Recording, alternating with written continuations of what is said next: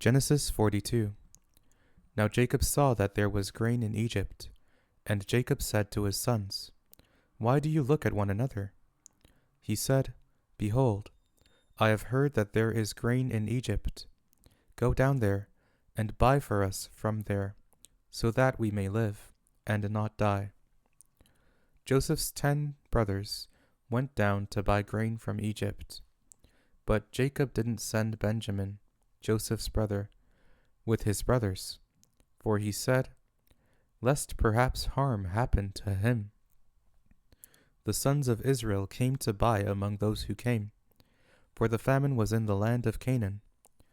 Joseph was the governor over the land. It was he who sold to all the people of the land. Joseph's brothers came and bowed themselves down to him with their faces to the earth. Joseph saw his brothers, and he recognized them, but acted like a stranger to them, and spoke roughly with them. He said to them, Where did you come from? They said, From the land of Canaan, to buy food. Joseph recognized his brothers, but they didn't recognize him. Joseph remembered the dreams which he dreamed about them, and said to them, You are spies. You have come to see the nakedness of the land. They said to him, No, my lord, but your servants have come to buy food.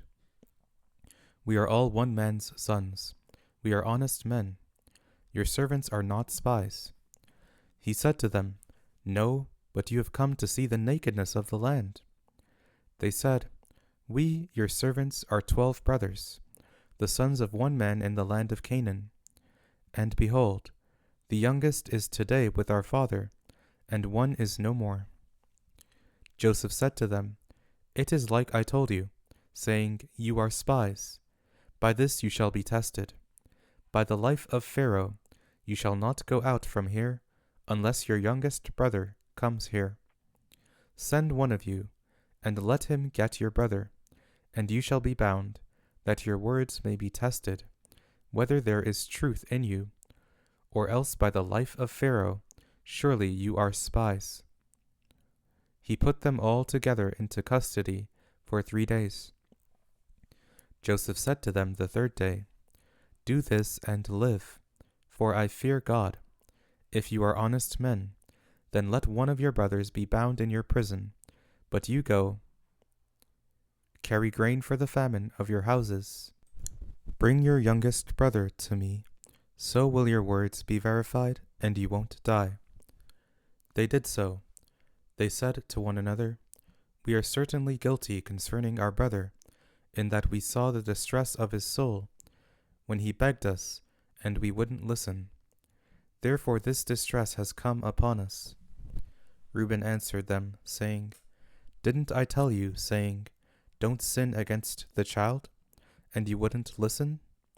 Therefore also, behold, his blood is required. They didn't know that Joseph understood them, for there was an interpreter between them. He turned himself away from them and wept. Then he returned to them, and spoke to them, and took Simeon from among them, and bound him before their eyes. Then Joseph gave a command to fill their bags with grain, and to restore each man's money into his sack, and to give them food for the way. So it was done to them. They loaded their donkeys with their grain, and departed from there. As one of them opened his sack to give his donkey food in the lodging place, he saw his money. Behold, it was in the mouth of his sack. He said to his brothers, My money is restored. Behold, it is in my sack. Their hearts failed them, and they turned trembling to one another, saying, What is this that God has done to us? They came to Jacob their father, to the land of Canaan, and told him all that had happened to them, saying, The man, the Lord of the land, spoke roughly with us, and took us for spies of the country. We said to him, We are honest men, we are no spies. We are 12 brothers, sons of our father. One is no more, and the youngest is today with our father in the land of Canaan.